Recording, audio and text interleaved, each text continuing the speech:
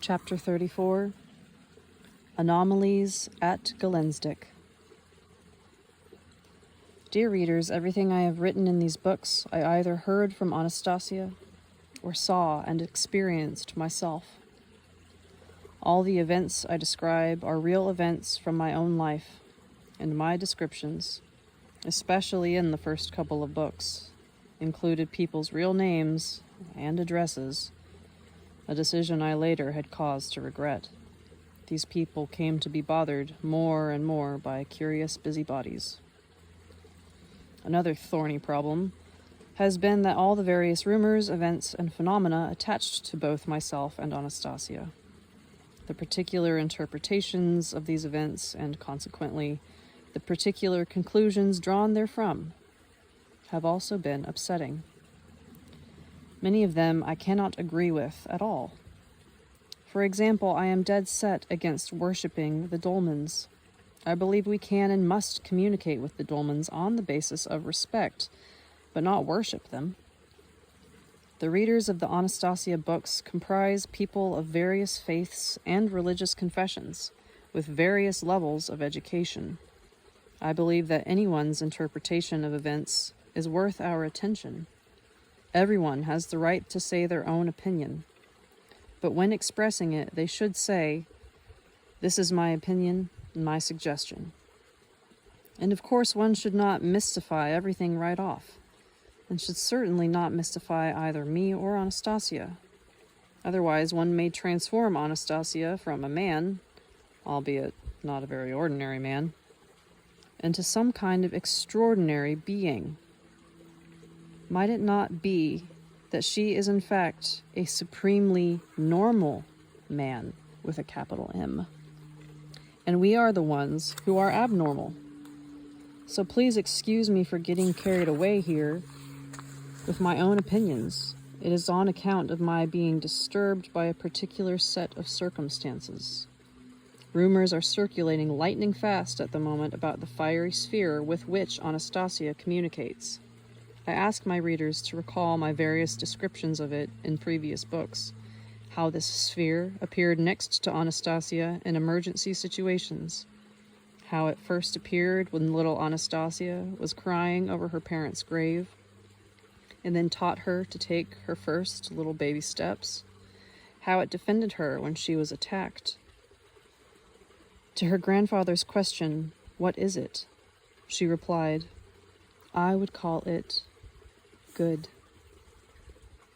See Book 2, Chapter 27, The Anomaly, and also Book 3, Chapter 7, Assault. Yes, she does communicate with it, but she does not even fully comprehend what kind of natural phenomenon it is. Now, why have I all of a sudden brought up the fiery sphere which appeared out of nowhere? Because according to a mass of witnesses, it was this very sphere that appeared in the sky over Gelendzhik and stirred up a good deal of turmoil. Now rumors are being spread by detractors to the effect that Anastasia can practically bomb anyone she doesn't like with the help of the sphere, and that she communicates not only with the forces of light, but also with the dark forces. And here the readers themselves are adding fat to the fire. I have already had a request from two ops to send the sphere to the Sochi Hall, City Hall, so that they might see the light the way the Gelendzhik Council did. Footnote: Gelendzhik, Tupsi, Sochi, cities on the eastern shore of the Black Sea. See footnote 2 in Book 1, Chapter 30, author's message to readers. I shall now attempt, dear readers, to offer you a true account of what really happened in Gelendzhik, and I would ask you to read it calmly and understandingly. A local non-profit organization in Gelendzhik was preparing to hold a readers' conference on the Anastasia books. The relationship of the organization's board with the city council was, to put it mildly, tense. In Book 2, I had already given a rather unflattering portrayal of the old city leadership. Against a background like that, you can just imagine what happened. Sometime afternoon on the 17th of September 1999, on the eve of the readers' conference, a wind blew up in the city, and a thunderstorm began. All at once, a fiery sphere appeared on the small square in front of the city hall. Its subsequent behavior, people now say, was very much like that of Anastasia's sphere. The sphere which appeared over Gelendzhik somehow evaded the lightning rods of the surrounding buildings and made contact with a tree standing in the middle of the square. The sphere emitted several fiery spheres or rays of somewhat smaller proportions. One of them flew into the mayor's office, flew around the room right in front of onlookers, and then flew out. A second sphere flew into the window of the deputy mayor, Galina Nikolaevna, and hovered in the air for a while. Footnote: Galina Nikolaevna. Nikolaevna is patronymic, or a middle name derived from one's father's first name, not a surname. The combination of first name and patronymic is a common polite form of address in Russian, especially in business relationships. Then it went over to the window and etched on the window a strange symbol that nobody has been able to erase, and then flew off. Subsequent rumors have it that the Gelendzhik Administrative Council has become holy or enlightened. They say that right after the incident with the fiery sphere, the council decided to adopt measures for a more favorable reception of the readers of my books coming to the city from out of town, to fix up the dolmens in the area, to hold an annual inspirational songwriters festival, and a lot more besides, which it was unwilling to do before. Rumors of what had happened spread, together with the affirmation that Anastasia's sphere had visited Gelendzhik. I tried countering it that it was only ball lightning, and that its resemblance and behavior to what I had described in the book was purely coincidental, and the city council would have adopted some kind of resolution regardless. But they would have none of it. They immediately began arguing that there are no coincidences, and besides, it wasn't just one of the coincidences in this case, but a whole chain. And they further declared that when coincidences follow one after another in a chain, it can be termed a pattern. Of course, one could say that the coincidences had come together in a chain. For now, at least, there was no logical explanation for the sphere bypassing the lightning rods. Why did it make contact with the big tree standing in the square, flare up and make thundering sounds over it, yet refrain from destroying it and fly over to the city council windows? Why did it fly right into the offices of the very people capable of taking decisions with respect to readers coming to the city? Why did the city council render a favorable decision on a whole lot of questions immediately afterward? Why did the chairman of the municipal assembly take it upon herself to personally welcome the conference delegates the next day, and so forth? According to one recent rumor, the mayor of Gelendzhik and the whole administrative apparatus has changed so much that now Gelendzhik will start to flourish and become, as Anastasia said, richer than Jerusalem or Rome. See Book 2, last page of Chapter 32, title. Another rumor has it that the sphere simply struck fear into everybody. Upon my arrival at Gelendzhik, I met with the mayor and her deputy. I saw the symbol the sphere had etched on the glass, and I touched it. I sensed an unusual aroma in the office, something similar to incense or sulfur, but there was no sensation of fright. On the contrary, Galina Nikolaevna, the deputy mayor, for example, even seemed more cheery than on previous occasions. She also recounted to me how everything had happened and asked me whether I thought this might be some kind of sign. Altogether, the way things turned out, the theory about ordinary ball lightning was quite unacceptable, and I got accused of simplifying the situation. I don't deny that I really did try to simplify things, and not only this situation. Why? Because I have heard reports about how certain religious leaders are frightening people with their speculations on Anastasia's unusual powers, saying that these powers were not of God, and that Anastasia was not a man, capital M. They're writing articles about this in their religious journals. I can only imagine the exaggerations that will now come up with the appearance of the sphere at Gelendzhik. I am not about to try to either prove or refute the identification of the fiery sphere at Gelendzhik with Anastasia's. There's no sense in it now. Everybody is going to stick to their own opinion. All I want is to try to reason a little together with you, dear readers, as to what kind of forces the fiery sphere at Gelendzhik might have represented. The Bible says, "By their fruits ye shall know them." Well then, what are the fruits? First, the fiery sphere caused no damage to the city hall. Even the glass on which it etched its symbols was not broken. The lingering aroma in the office was not an unpleasant one. Galina Nikolaevna, the occupant of the office, spoke with me in the presence of 4 people, and none of them detected any sense of fear in her. The sphere made thundering noises over the tree in the square, and there was a bright flare. People said it looked as though the tree itself were flaring up, but there it is, still growing away in perfect health. The city council resolved to improve the level of service to readers from out of town. It also made a decision to offer regular, properly organized exertions to the dolmens Anastasia spoke about. I myself cannot see a single negative consequence. Therefore, the fruits must be judged positive. Anastasia says about the fiery sphere that it acts completely self-sufficiently. Then it cannot be ordered about. One can only make a request of it. In my books, I am attempting to describe, as accurately as I can, situations I have seen with my own eyes, experienced with my own feelings, or heard with my own ears. As for the incident with the fiery sphere at Gelendzhik, well, everyone can put forth their own version of events, but I certainly don't want anyone using this incident for the purpose of frightening people. Besides, if one were to continue along that line, then it is possible to mystify the most mundane situations. Now people are even starting to say that this fiery sphere assisted me in making my presentation at Gelendzhik. But that's not true. I don't have any connection with it at all. And the press has not been blameless in feeding these rumors. The respected magazine Ogonyak,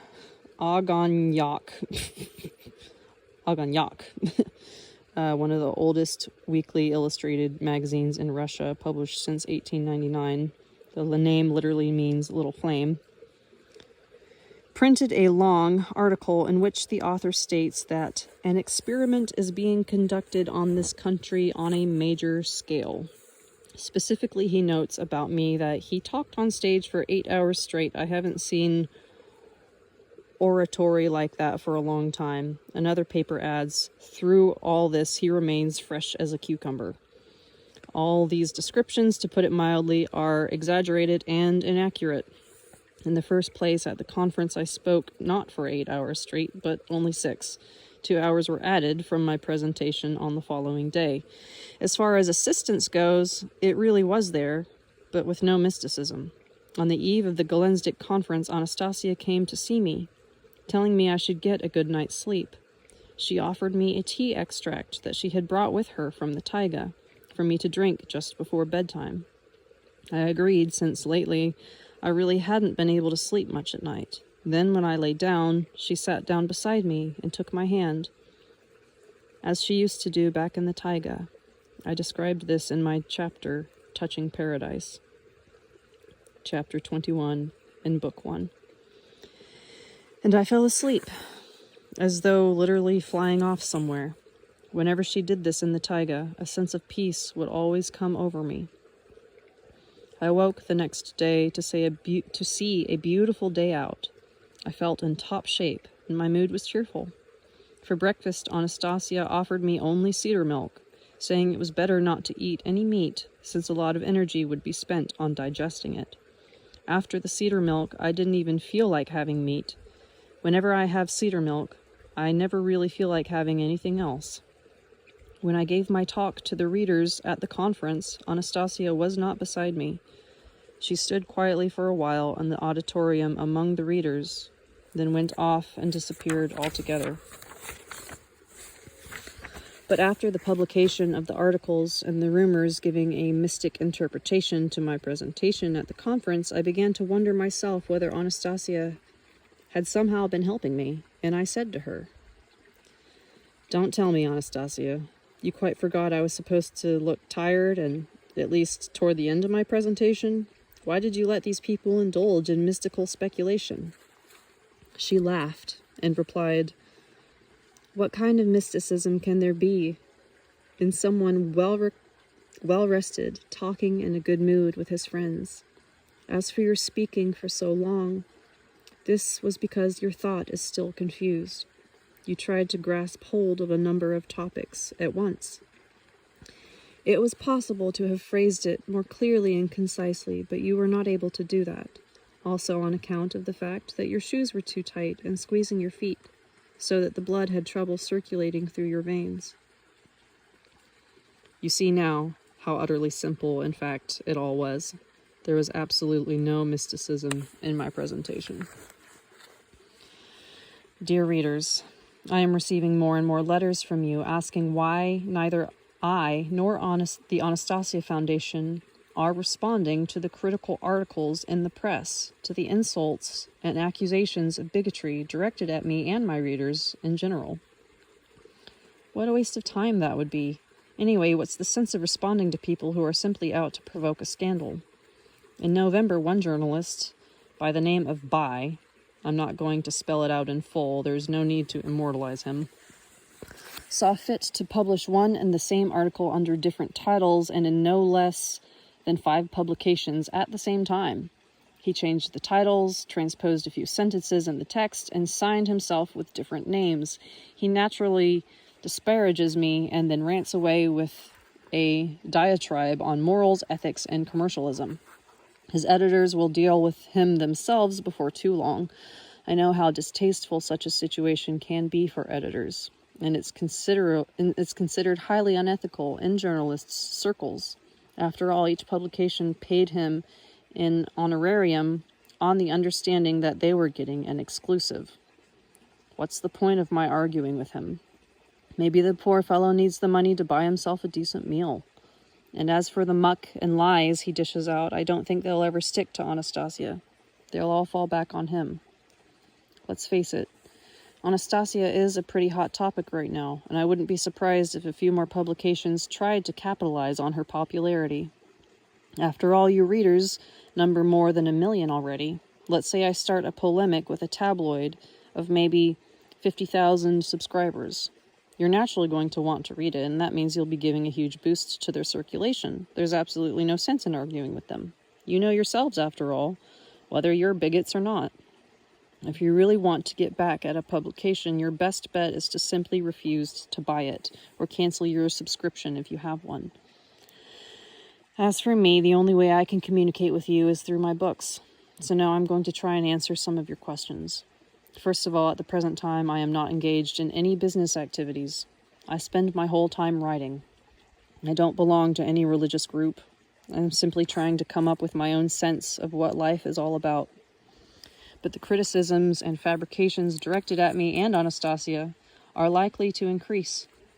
Seems a lot of people see Anastasia as an obstacle to their own pet plans. You can bet they'll expose themselves sooner or later. But one thing that seems pretty clear to me now is that this Siberian girl's being seen as one hell of a threat to more than a few religious groups, and at the same time to some financial industry empires both here and in Russia and abroad. They're the ones that are persistently blowing up the question in the press. Does Anastasia exist or not? And just who is Maigret? And then they give their own answer. No, she doesn't. Maigret is a penny-pinching entrepreneur. In actual fact, they are more aware than just about anyone else of Anastasia's existence. But they feel a need to go at any length to distract people from the central message of what information is coming out, to cut off the source of information at any cost, to try to take control of it, and if that doesn't work, exterminate it. It seems that they have been better and quicker than we have at evaluating the information coming from Anastasia. They even laugh at those who question Anastasia's existence. Think about it. Would anyone listening to information on the radio question the existence of the station broadcasting it? But while some self-professed wise guys have got caught up in an endless round of asking, does she exist or not, in the meantime there has been an intense buying up and exporting of cedar nuts in the Irkutsk, Irkutsk, Tomsk, and Novosibirsk regions for foreign currency yet. According to reports out of Novosibirsk and Tomsk, Chinese representatives have been involved. Footnote, indeed, China's domestic consumption of pine nuts, or cedar nuts in Russia, is estimated to be greater than its total domestic production, yet China is the largest exporter of pine nuts to America, controlling over 90% of U.S. imports, worth tens of millions of dollars each year.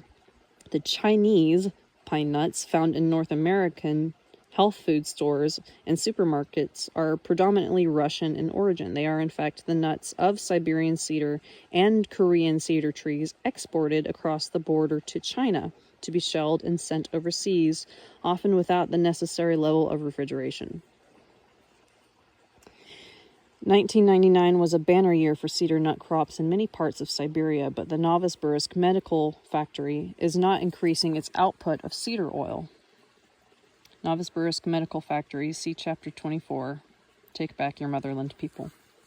There is a shortage of cedar nuts, the same nuts which are being made into expensive medicines in the West, where the manufacturers are taking great pains to conceal the identity of the main ingredient. I remember I wrote back in Book 1 about how they were shipping cedar nuts abroad, and when I tried searching for information about cedar nut oil, I got a warning from Poland to back off. See Book 1 toward the end of Chapter 1, The Ringing Cedar.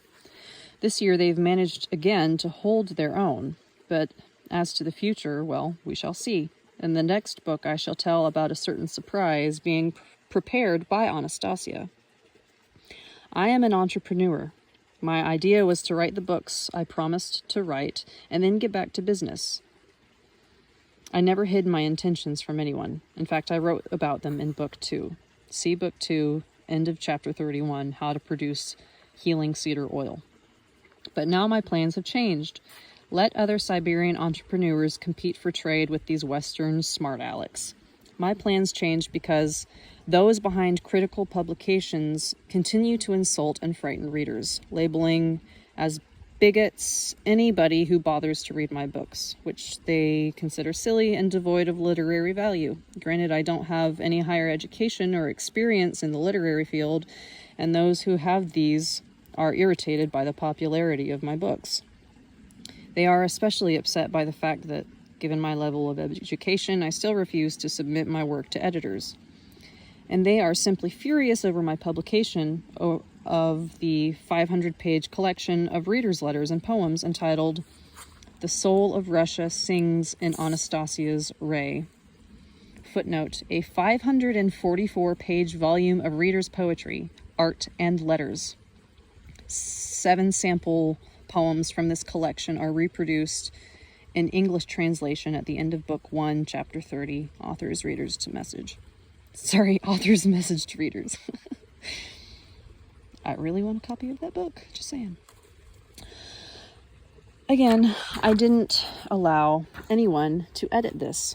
I wrote the preface myself, saying that the collection was quite a historical publication.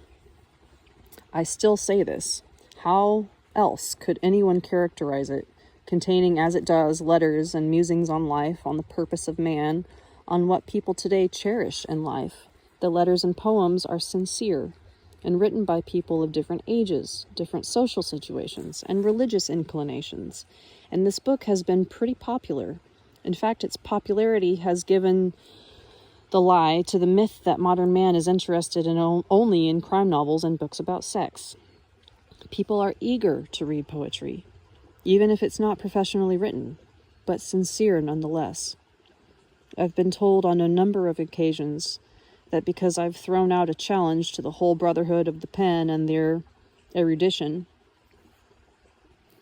I'm going to be wiped off the face of the map, and no one will ever recognize me as a writer. But it wasn't my intention to challenge anyone as a writer. That was never my intention, but now when the press is going so far as to attribute the popularity of my books to the fact that Russia is a stupid country and that all my readers are fools and bigots, I have no choice but to respond to them. I shall be a writer. I'll do a little more practicing, study some more, ask Anastasia for help. And I shall be a writer. I shall write new books and reprint the ones already published in the best printing houses in the world. I shall make the books about Anastasia and about the people of Russia today the best books of the millennium. This is how I shall respond to my present and future critics, but in the meantime I'll simply say this to them. To my critics, I bid you farewell. I'm going off with Anastasia. Maybe she's a bit naive, but she's beautiful, kind, and sincere. We shall set off into our new millennium with more than 1 million readers whose hearts a splendid and inspired image is alive and well. And what is in your hearts, critics? Phooey on you. Don't come crawling into our new millennium. Get the hell on back to your own. And if you do come crawling into ours, you'll only choke on your own anger and envy. Damn, Vladimir. Someone's bitter. In our millennium, we're seeing the start of a new and splendid co-creation where the air will be pure and there will be living water and fragrant gardens. And in the millennium, I shall continue publishing new collections with readers' poems and letters. I shall call the series A People's Book.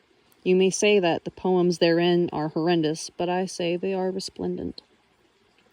I shall also put out some audio cassettes with songs of the bards, songs of the soul, of Russia, and of Anastasia. Footnote, over the past 5 years, over a dozen albums, collections of bards' songs inspired by Anastasia, have been released by the Anastasia Foundation alone, and many more albums have been released independently. A caravan of love and sun bards has also been set up as an itinerant song festival, with large groups of bards traveling from city to city and giving free song performances in Russia and beyond.